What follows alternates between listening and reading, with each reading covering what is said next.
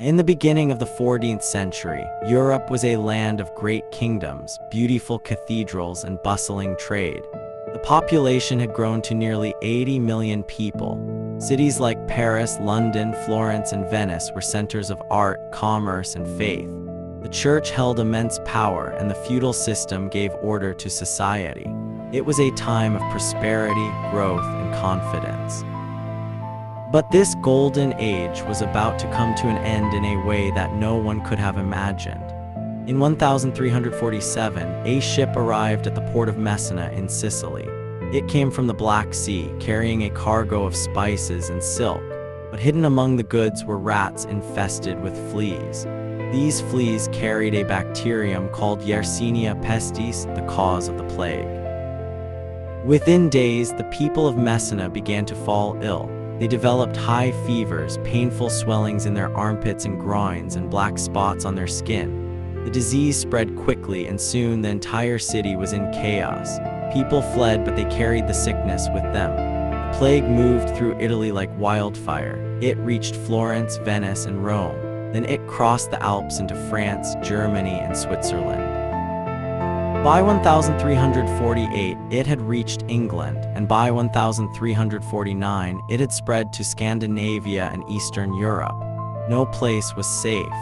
Cities were abandoned, fields lay uncultivated, and the dead were buried in mass graves. The disease was so contagious that even touching the clothes of a sick person could be fatal. Doctors wore strange masks with long beaks filled with herbs, but nothing they did could stop the spread. The symptoms of the Black Death were horrifying. The first sign was a sudden fever, accompanied by chills and weakness. Within hours, painful swellings called buboes would appear on the neck, armpits, or groin. These buboes would turn black and ooze with pus.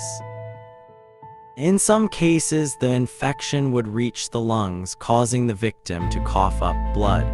This form of the plague, known as pneumonic plague, could be transmitted through the air, making it even more deadly. Victims often died within 2 to 7 days of showing symptoms. There was no cure, and very few survived. The scale of death was unprecedented. It is estimated that the Black Death killed between 75 and 200 million people across Europe, Asia, and North Africa.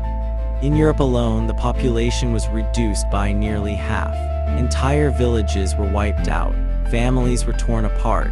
Parents abandoned their children, and children abandoned their parents.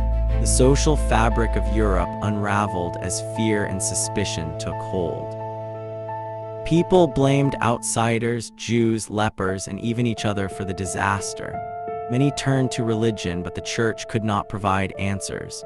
Some believed it was the end of the world. In the midst of this horror, there were also signs of resilience.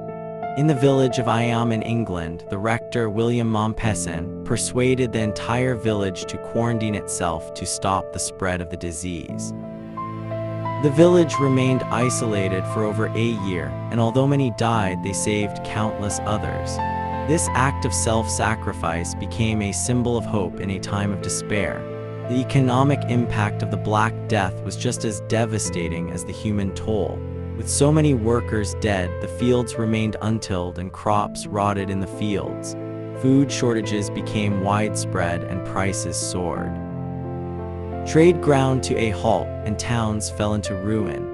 The loss of so many workers gave survivors more bargaining power, which led to a rise in wages and a decline in the power of the feudal lords.